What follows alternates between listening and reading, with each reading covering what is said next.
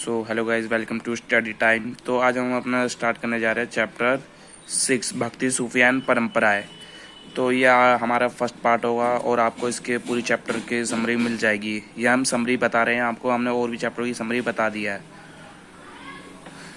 चलो स्टार्ट करते हैं। धार्मिक विश्वासों और आचरणों की गंगा जमुना बनावट।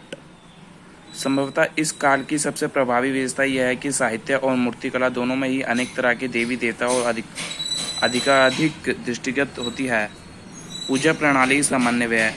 वे इतिहासकार जो इस विकास को समझने का प्रयास करते हैं उनका सुझाव है कि यह कम से कम दो प्रक्रिया कार्यरत थी।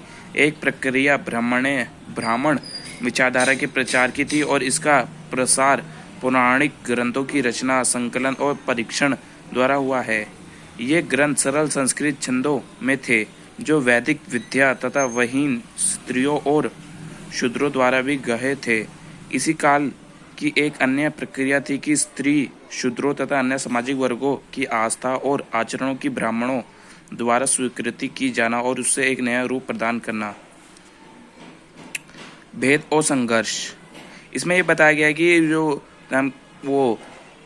जो शूद्र और स्त्रियों की भी नाम का हिंदू समाज में स्वीकृति बढ़ी जा रही थी, तो उससे एक नया रूप प्रदान किया गया था। इसमें मोटा मोटा ये बताया गया है। भेद और संघर्ष। अधिकांश देवी की आराधना पद्धति को तांत्रिक से जाना जाता है। तांत्रिक पूजा पद्धति उपमहाद्वीप के कई भागों में प्रचलित थी। इसके अंतर्गत स्त्री और पुरुष दोनों ही शामिल हो सकते थे और इसके अंतरिक्त कर्मकांड धर्म में वर्ग और वर्ण के भेद की अवहेलना की जाती थी। इस पद्धति के विचारों ने शैव और बौद्ध दर्शन को भी प्रभावित किया। खासतौर पर उपमहाद्वीप के पूर्व, उत्तरी और दक्षिणी भागों में आगामी सहस्त्राब्दी में इन समस्त विश्वासों और आचारों का वर्गीकरण हिंदुओं के रूप में हुआ।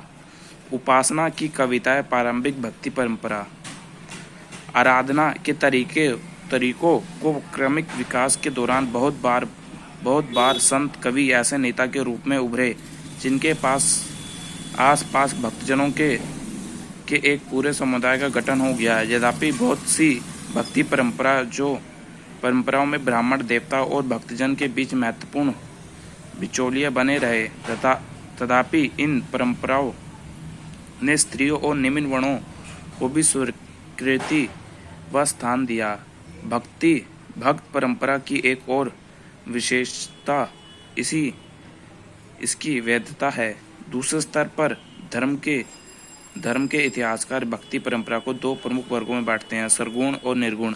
मैं आपको सगुण और निर्गुण के बारे में बताता हूँ। सगुण होते थे जो कि देवता को किसी मूर्ति में मानते। निर्गुण होते थे कि देवता का कोई आकार नहीं होता था, उनको बिना आकार के पूजा जाता था। सगुण और निर्गुण में ये बांट दिया गया था, लेकिन सगुण निर्गुण में बांटने का कोई फर्क नहीं था।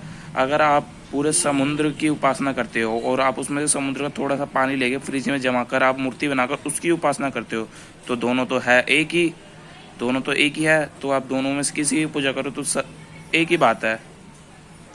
तमिलनाडु और अलवार और नैनार संत। तमिलनाडु में अलवार और नैनार संत आए।